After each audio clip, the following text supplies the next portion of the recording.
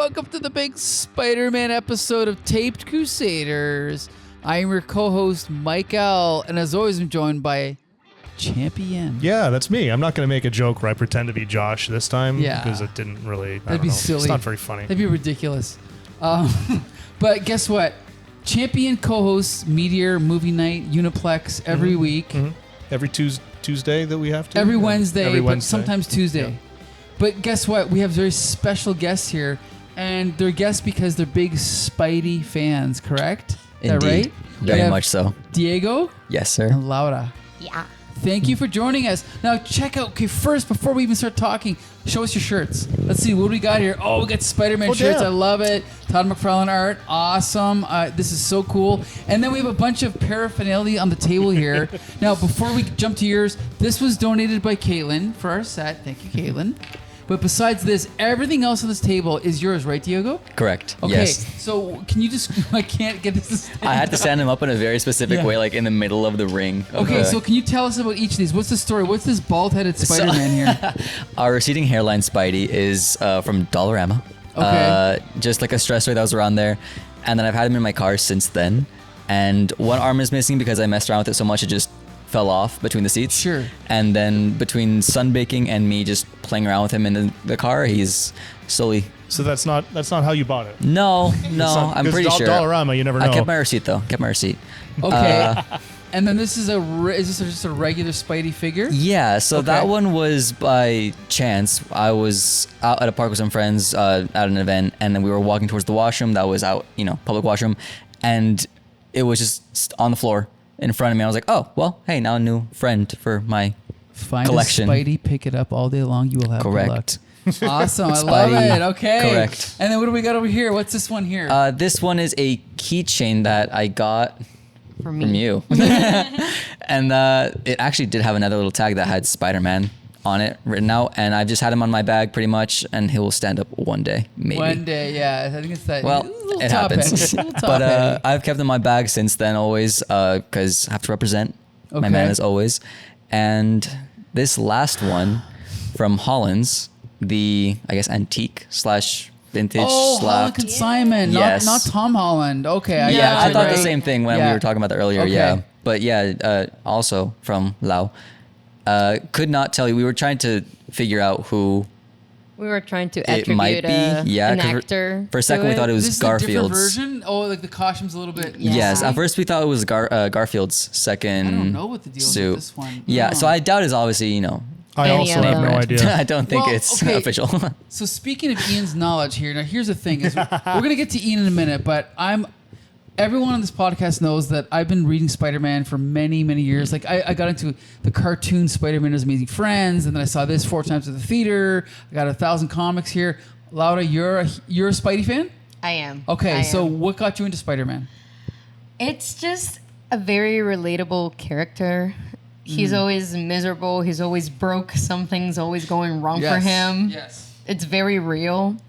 So it's very nice to see how, despite everything going wrong for him in his personal life as Peter Parker, Spider-Man is always there for the people and still, trying to do as best as he can, even though his life is falling apart on the other side. So it's something that I've always liked about him. I don't know. Anyone can be Spider-Man, something that he says so himself.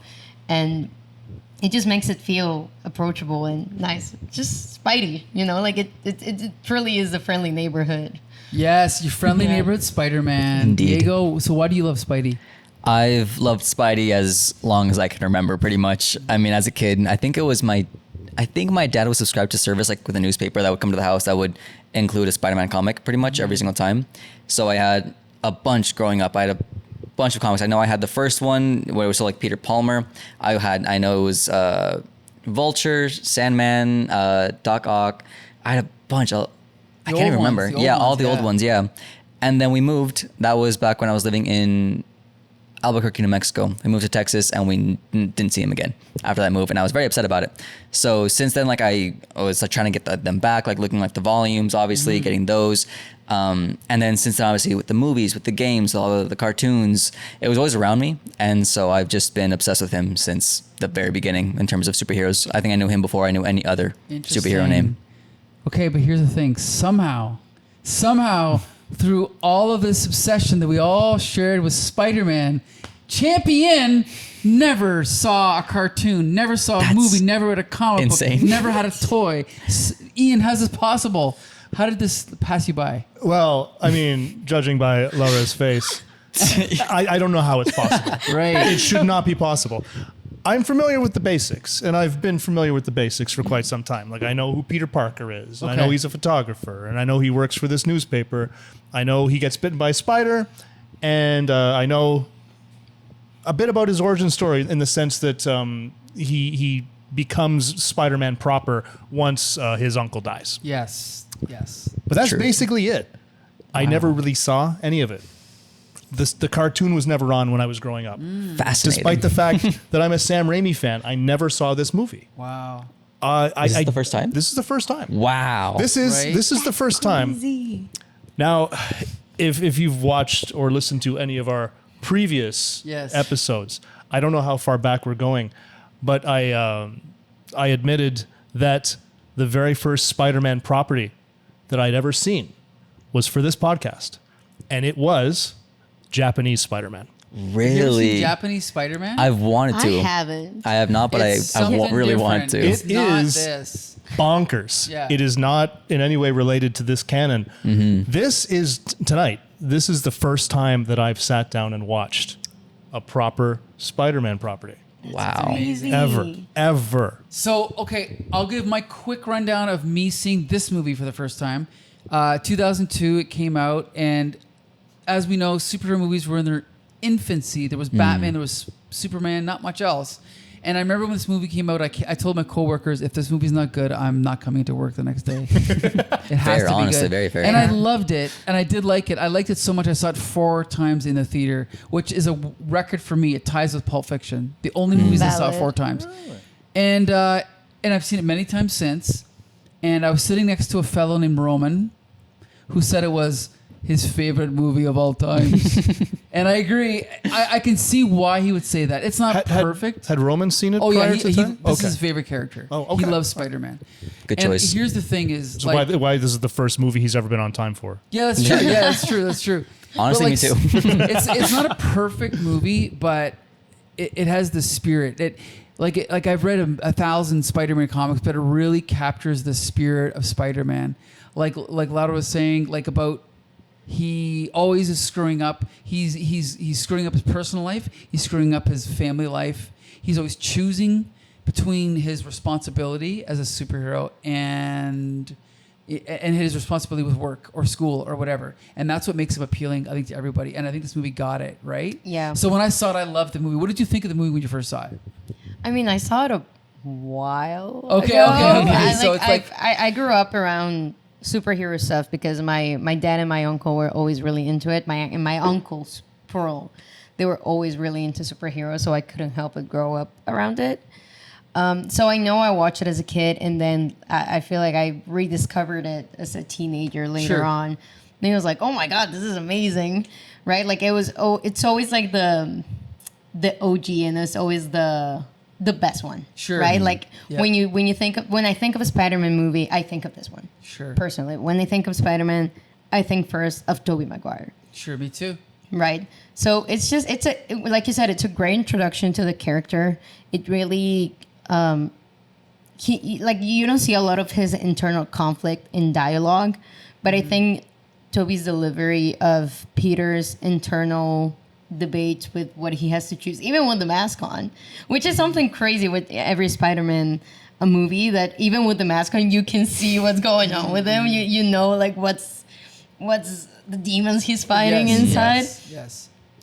So I think Tobey had a really difficult job to accomplish, and he made it like extremely well. So it's always been memorable to me. So Sure. this is the first time that I've seen this movie in a couple years. Okay. And it was just like really refreshing. And even though, like you notice the CGI and you Sure. notice a bunch of like the scene where he's carrying Mary Jane and you're like, oh Lord.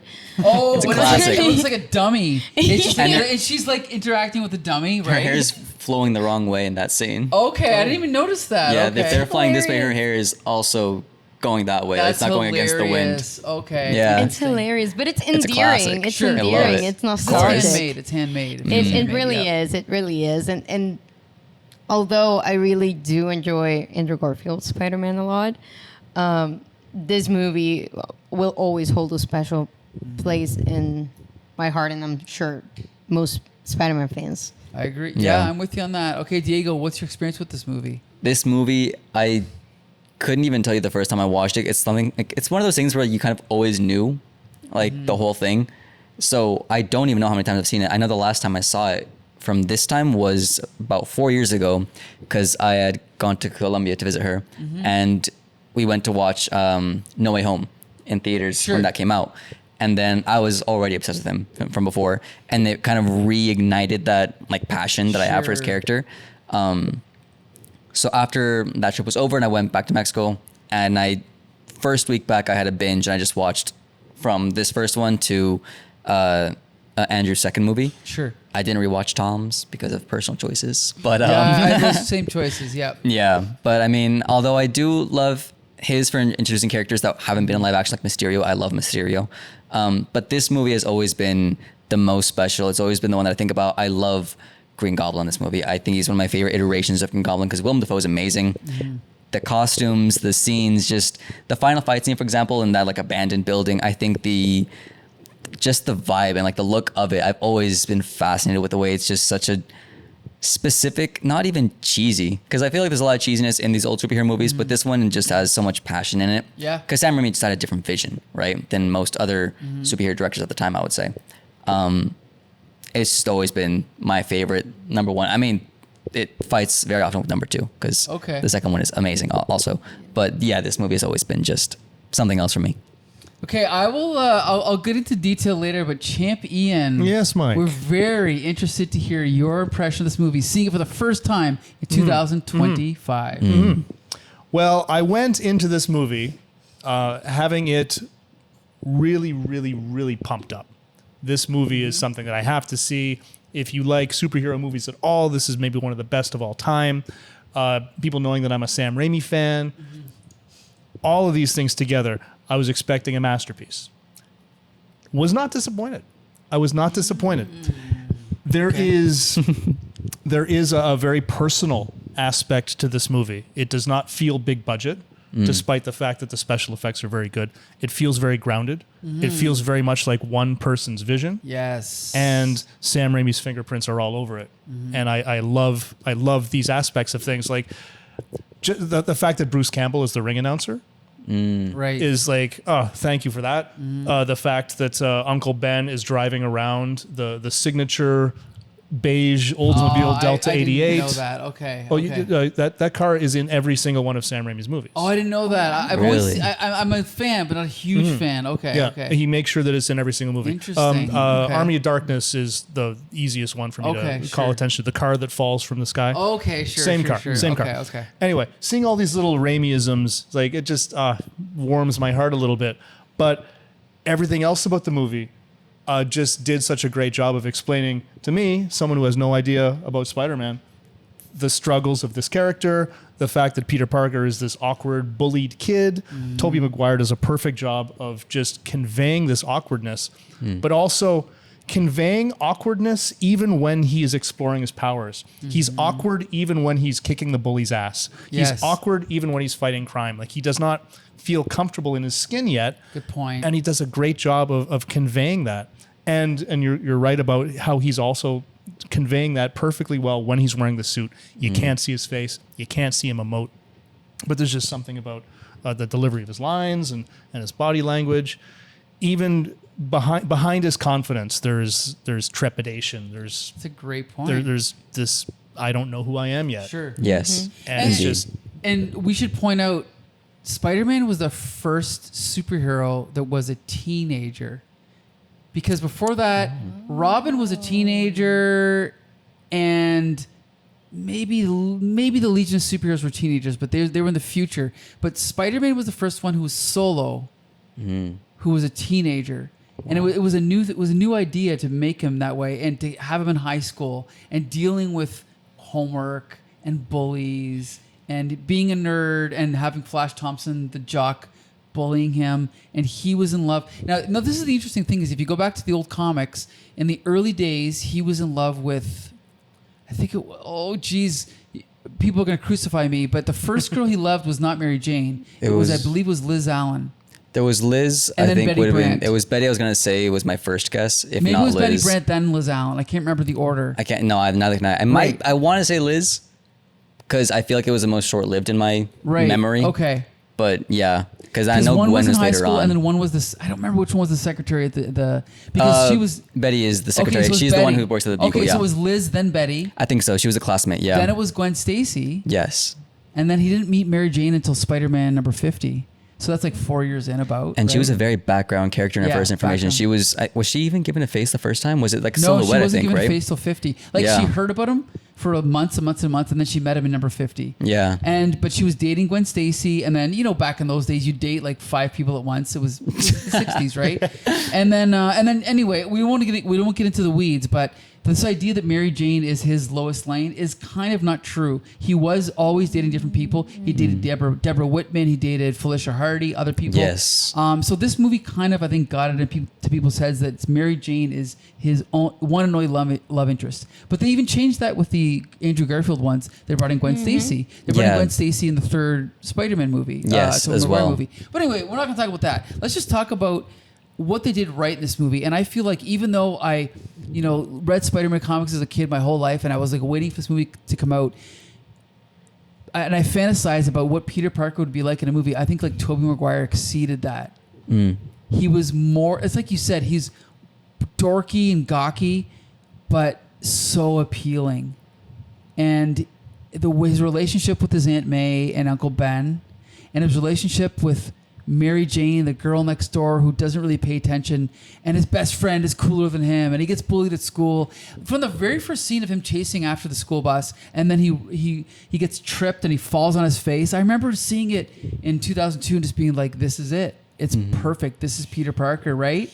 And then going to the science fair, and just the way he's treated, and he's so interested in spiders, and he's got all that knowledge of spiders, and then Harry's making fun of him, but then Harry steals it just to hit on the girl. It's like, even though everyone's seen it, we're still just like enthralled. Even though like Ina's seen it, but she's not like familiar with it, and she's sitting 2 people over from me, and I can feel her kind of just going, I get it, I get it. Like, this movie's made for an audience, like a general audience, in a good way. It appeals to everybody, I feel like, right? It's very earnest. Like, did you feel that? Like, I feel like this crowd loved it. Yes. Yeah. Right? I feel like there's people who have their opinions between whether, Andrew's the best one, Toby's was the best one, whatever, but everyone still loves it. No one that I've spoken to personally or heard of an opinion has ever had a negative one about these movies in general. 3 maybe, yes or no, but Sure.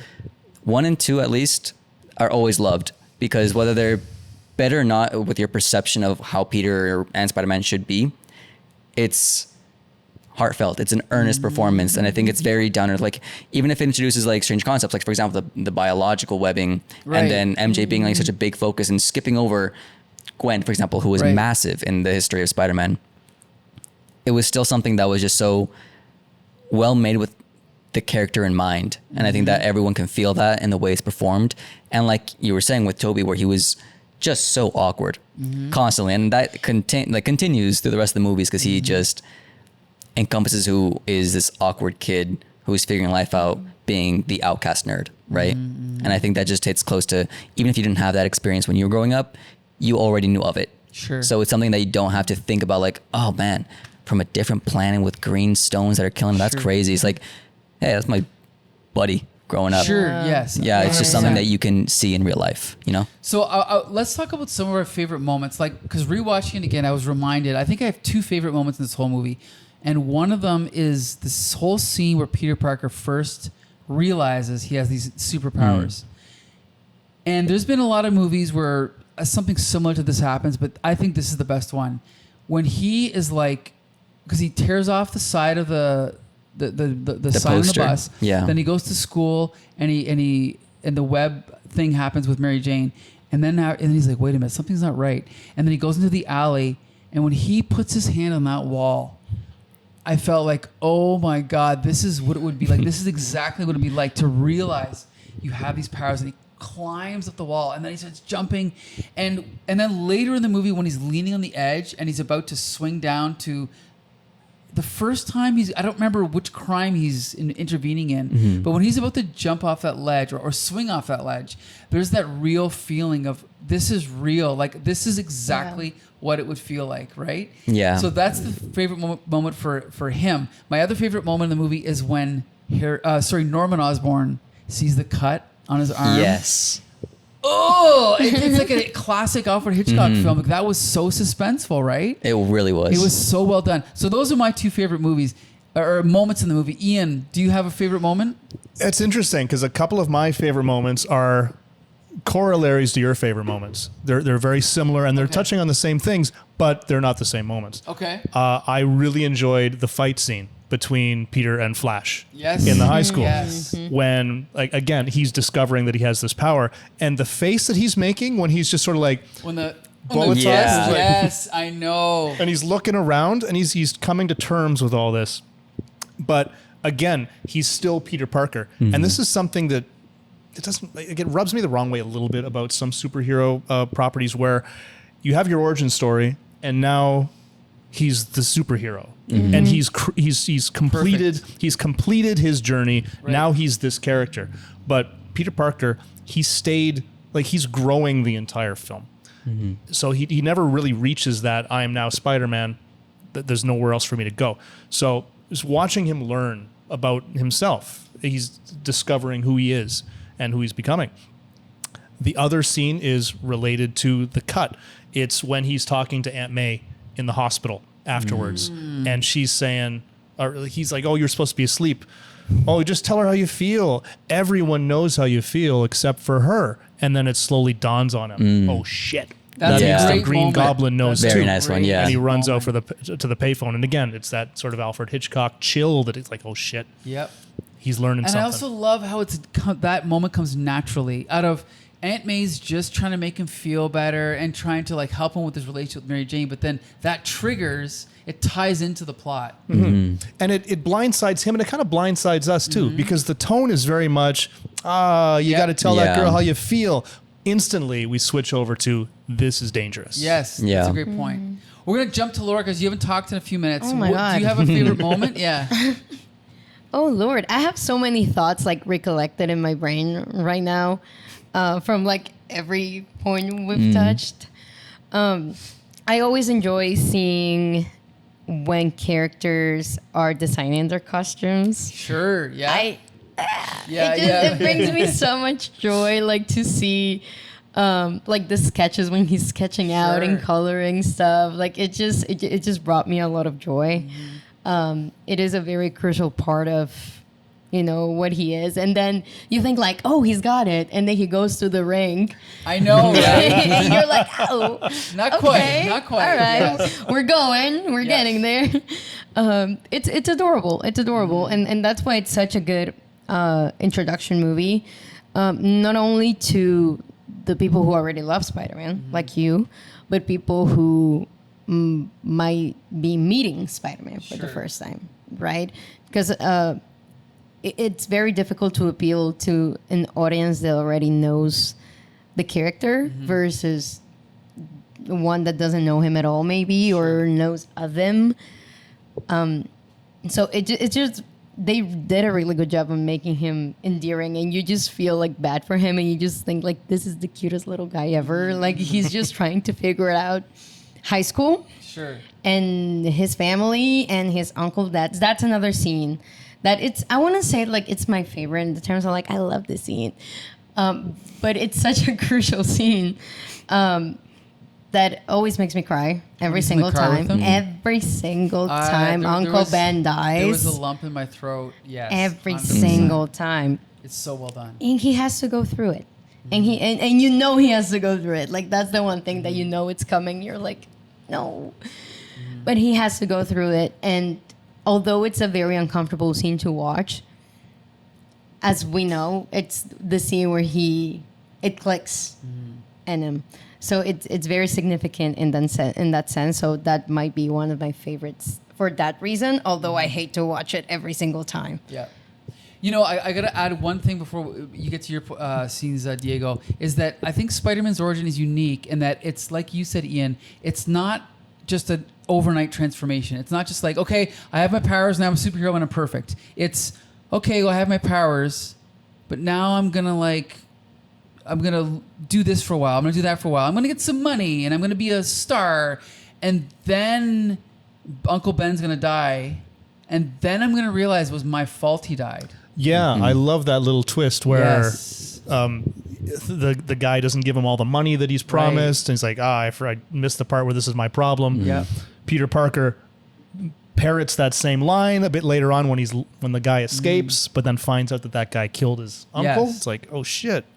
And that's straight from the comics. We're not sure if it was Steve Ditko or Stan Lee that thought of that idea, but that's the key to making, I think Spider-Man's origin is better than Batman's or Superman's because there's that extra step. It's not just boom, it's no, there's another twist coming and it's like a multi-level transformation into the superhero. He was a bit of a dick at first. Yeah, exactly. He becomes arrogant and selfish, yeah. Okay, so Diego, what's your favorite moment in this movie? Do you have one? One specifically? No, never. I could never choose just one. But I mean, there's lots of parts that I think are important, I would say. Okay. So one I have to say, of course, was the same as yours, is when he first starts experiencing his powers. And I think there's the evolution of like, the jumping and all that stuff. But specifically when he sees his hands and like the grippers. Sure. I'm not sure. I forget the real term. But when they like come out of him, I suppose. Whatever, yeah. But that experience, like when he first puts his first hand on the wall and the next, I get the tingles in my fingertips. Too. And then like, I even remember when I was a kid, like with my sister, we'd go to the post office, we would go like in the back of it and we would crawl on the floor like Spider-Man. Cause he'd be like, oh, we're Spider-Man, Spider-Girl or whatever. And that's always been something that's been, I've always loved introductions with my heroes because it's a story told a million times over. Sure. Like they make the joke out of that in the Spider-Verse movies where it's same introduction, different font, right? But it's one that just excites me in the way that it's the original in my head because this is, I think I experienced this before the actual, he has shooters, he has things. This is my first perception of Spider-Man and himself. So I always thought he had the organic webbing and everything. So that introduction to his powers is always so heartfelt because it felt like me also experiencing them for the first time. But then besides that, I mean, there's lots of cheesy bits. Like I was saying before, the fight with Goblin at the end, I think is so amazing. I love the cinematography of it. I love the, choreography. Sure. I think it's amazing. I think the set design, everything about all the aspects are amazing. And just all the little bits, like when he has the spider sense, I think it has one of the best spider sense depictions, yes, out of the three. I think it just above and beyond, like with the way like you can see him reacting to a feeling that he doesn't understand, but there's a reflex that's kicking off that he doesn't have from before. Yeah. And so I think those scenes are amazing as well. There's so many aspects, like even when he's like talking with Aunt May in the hospital where you feel happy, you kind of forget what's going on. It's just him with his family, happiness, and then boom, switch, hero. When him and Defoe are talking and having like their back and forths when they're on the top of the roof, I think everything about it is just amazing. There's so many scenes that just hit close to home for whatever reason. I think they just depict so many parts of Spider-Man's relationships amazing. Like him with J. Jonah Jameson, I think is always so funny, always so good. I read the comics as a kid, and J.K. Simmons exceeded what I thought at the J. best. Jonah Jameson could be on camera. It's so funny, right? Had some great lines. Yeah, absolutely. What was that line that it's not?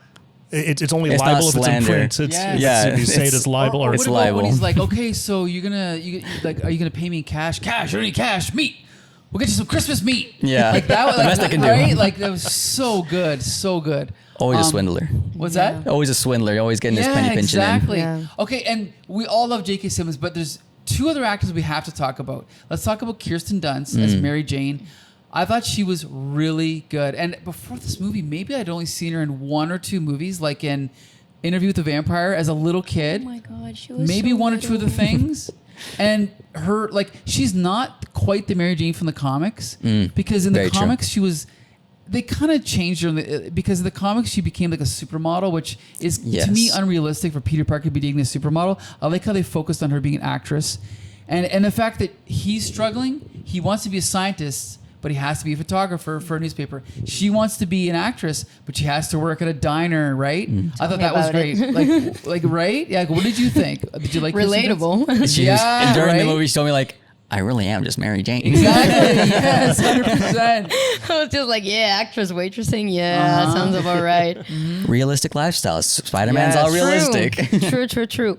A lot of people, like from what I've heard throughout the years, I've never had like a super strong opinion on Kirsten Dunst, Mary Jane, but a lot of people have had many strong opinions, like about her screaming and about and all of this stuff about her. But I feel like in a movie like this, where yes, like we're getting introduced to all of these characters, but at the end of the day, you want to focus on Peter. I think she did great.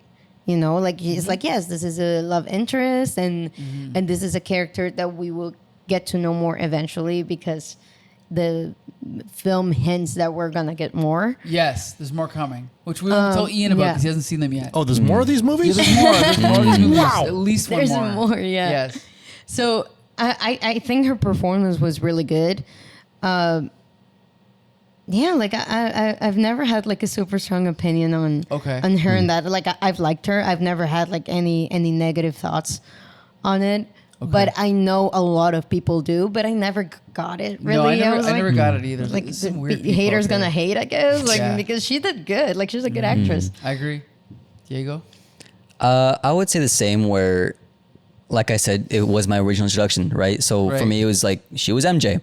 And then I learned more. And like you said, she's not the depiction of MJ from the original comics, really. Like, and there she's a lot more independent. She's a lot stronger. She's a force to be reckoned with. And here she's soft-spoken, a victim, a lot of things that are showing a more vulnerable side, right? Which I think is a great thing at the same time, because you get to relate to her more as well as someone who is experiencing life in the big city, you know? So, but I think her performance is pretty good, honestly. I think later on it might get debatable as to my opinion on her.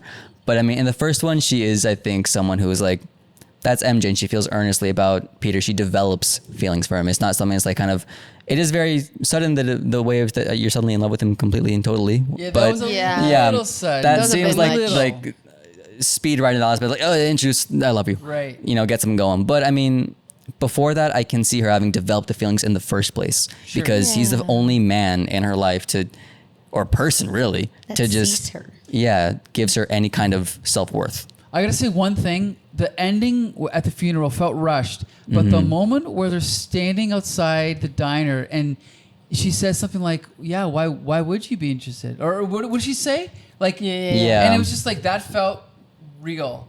It felt like exactly the kind of dialogue you'd hear from a real, right? So flirty, Yeah. so flirty. It's like she knows, but at the same time, she isn't why would you 100% be? sure that she knows. Yeah. That was so realistic. Love it. Yeah, I know, The dialogue is Love really, it. really well done, in my opinion. I think it shows so many intricacies of what they're thinking and feeling in the background, even if they don't fully understand it. You know, I think that is a great thing that they did in the movie. Definitely. Yeah, and the little touch after the kiss at the end. Yeah. Which really I was like, good. okay, time and Exactly. place.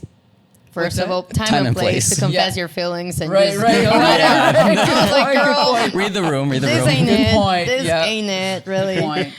And like her like going like after the kiss. Yeah. Because It was like Recognize- 7 minutes after. It wasn't Yeah, like yeah, right. it It was was kind of like- weird. Recognizing the lips, like, whoa. It's like Yeah. Braille. I don't know.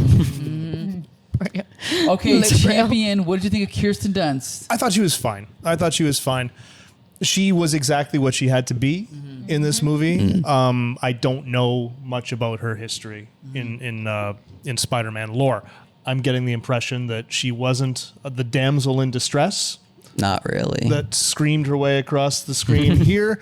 But you didn't need someone who was fighting for the starring role energy in this movie. This movie is about Peter Parker turning into Spider-Man. And I don't know if they had planned multiple movies right off the bat, but if they had, you have to make sure that your first film is about your main character. Right. So she did what she had to do. And she did a fantastic job, Kirsten Dunst, in terms of playing both the popular high school kid, and then the sort of downtrodden, I'm trying to be an actress, but and they did a great job of keeping these characters feeling very real, because this is something else that I've noticed about the limited superhero movies that I've seen, like 1989 Batman. Yeah, this guy's a little annoying, isn't he? Right. But it's like, so a Need a spider. 1989 Batman, you've got Bruce Wayne, billionaire playboy, as your lead character, who's also the superhero, and his love interest, who's this world renowned photographer who's got a spread in Time magazine and all this. Like, everyone's very successful, and it's not very relatable. But everyone here in this movie is very much like, yeah, I could be that. I know someone who's just like her. These people, they all seem like people that I know. And she did a great job of coming across as, and her character was dealing with some shit, dealing with a rough upbringing, dealing with a dick boyfriend while going through all this stuff. And she did Kirsten Dunst did a great job of coming across like someone who is coping, not trying to let it get her down, but you can tell that it gets her down. But also you can see her happiness when she's discovering her feelings, first for first for Spider-Man. Wow. Then for, hey, we're going to cut that out. No, like the iconic hanging upside down kiss. Iconic, And then so seeing her good. bouncing up and down, just kind of like giddy after he leaves. It's like, yeah, this is a relatable character. It's not a very deep character, and it's surfacey in the damsel in distress sort of sense, but it's relatable. It's well written.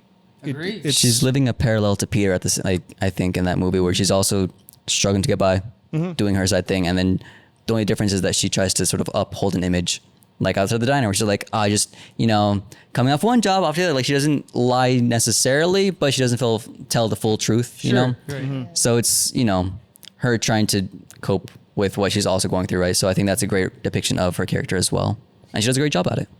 So there's one other actor we have to talk about, and that's Willem Dafoe. The goat. Right? Amazing. Who has had this career that's just gone like this over the past 40 years. He just keeps getting bigger and bigger and better and better. And in this movie, he was perfect. Phenomenal. Brilliant. Seriously, no one on earth could have played this role better than him. But there's one huge flaw in that the casting director and Sam Raimi went, let's get someone.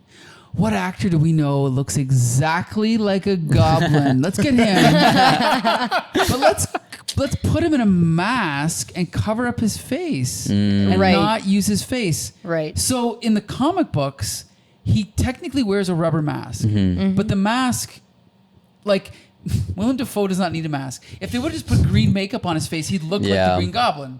But they put like this Power Rangers mask with this big smile. Yeah. So I feel like that kind of ruined him a little bit. Laura, what do you think? I don't know, because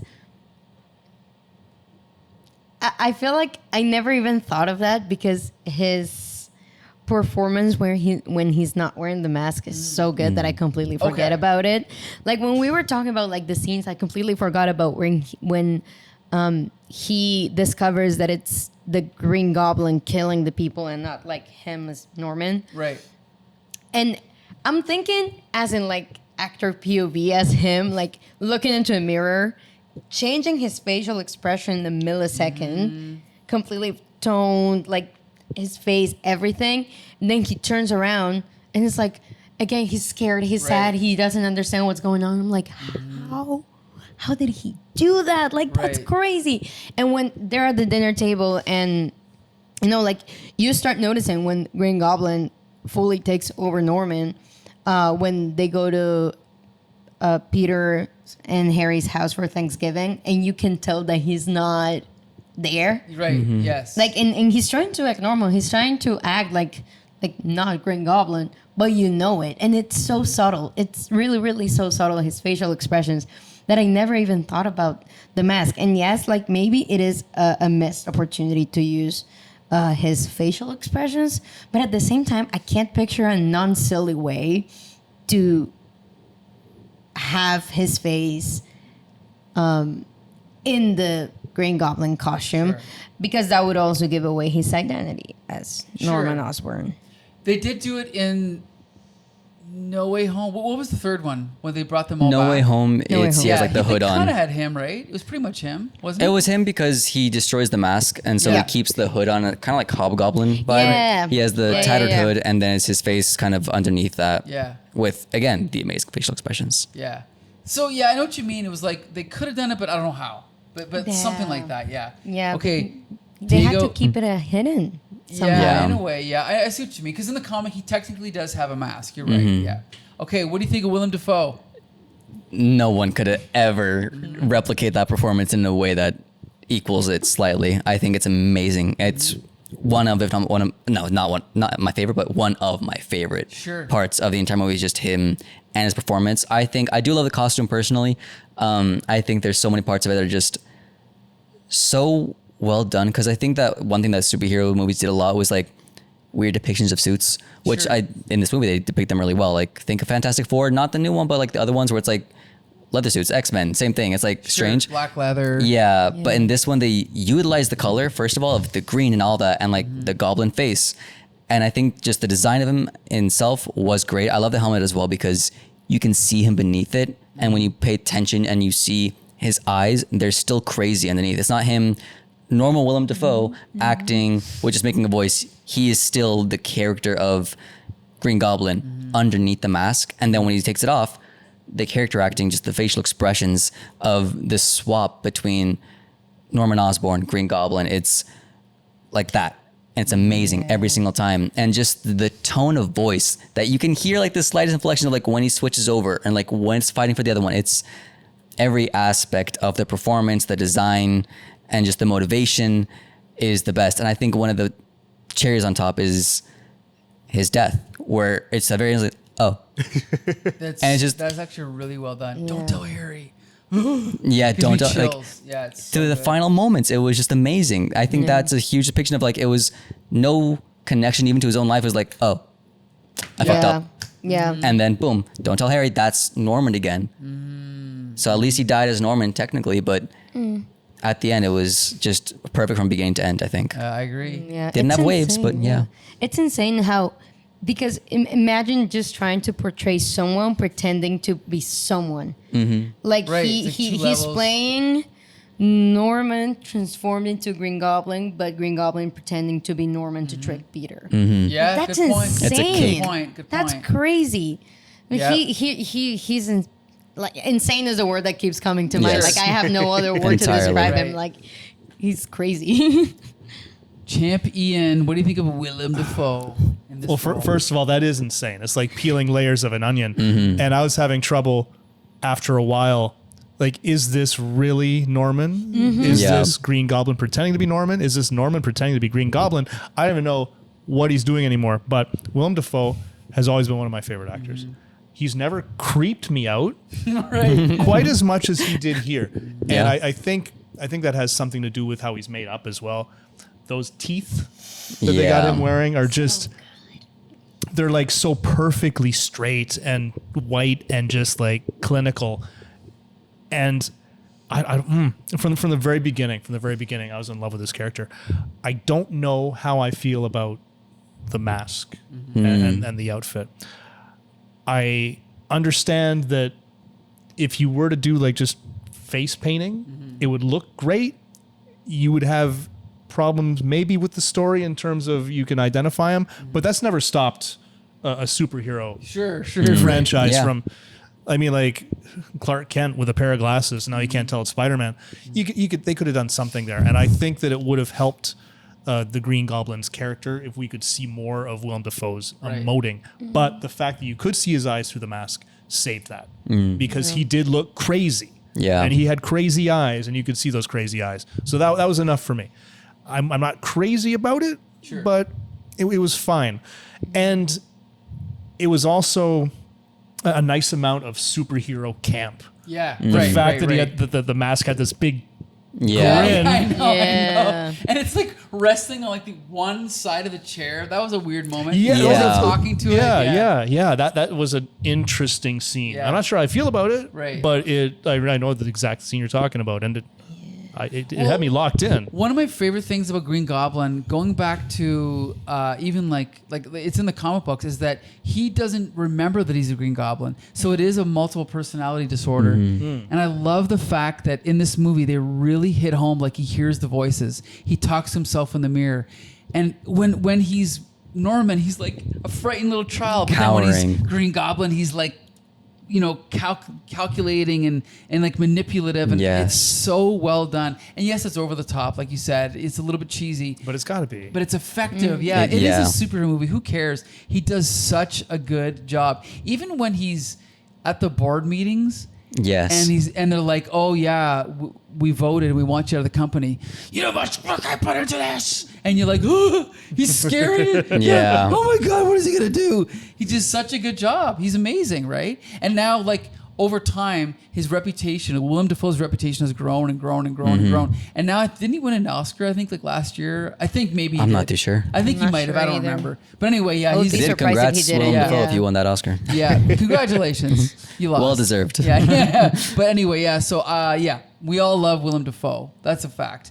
I put Tobey Maguire's performance as Peter Parker top three superheroes. After Christopher Reeve, he might be number 2, and then Hugh Jackman's in there as Wolverine. That's my top 3, right? Very good placement, I think. I think it's fair. Great placement, yeah. Okay, where do you rate Tobey Maguire, champion? I can't.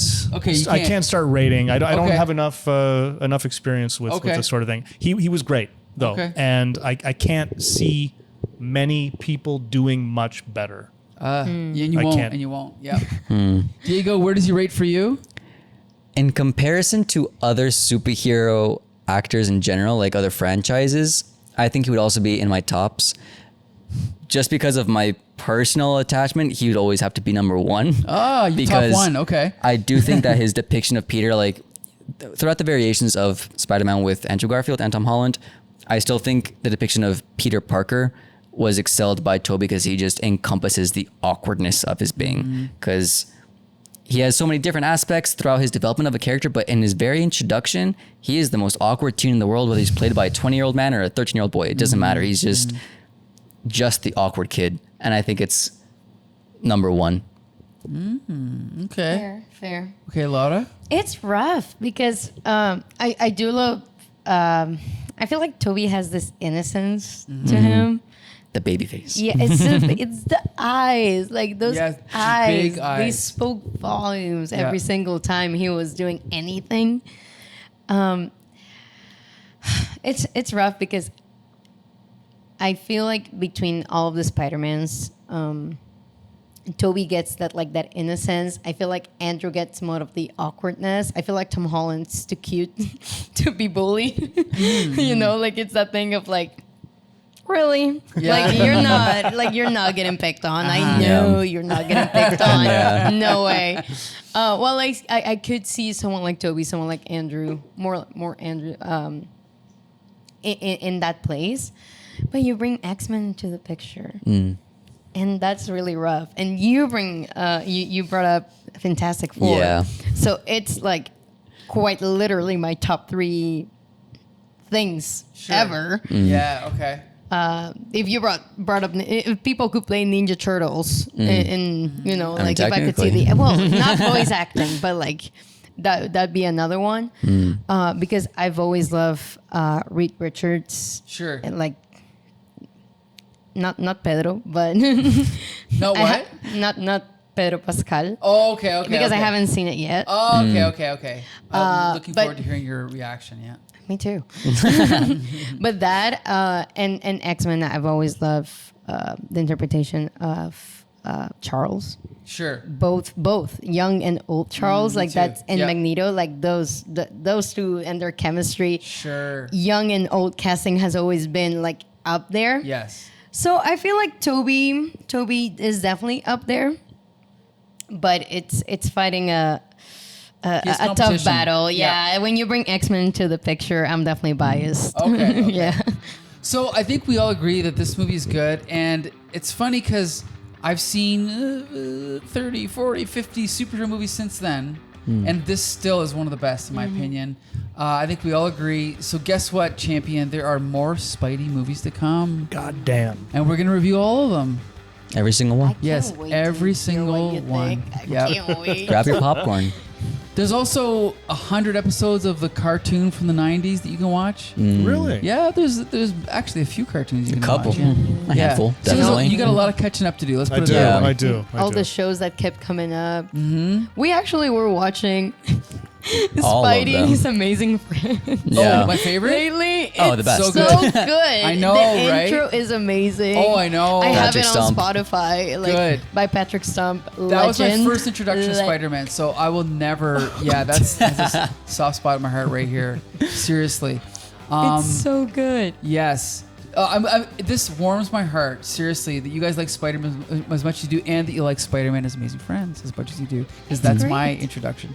But I want to thank you so much for joining us. You've come to movie night before for X-Men and maybe Star Wars. Star Wars, And- Yeah, There's so you're another one. welcome to come back Yeah. anytime, especially when we talk about Spider-Man or X-Men, right? Always.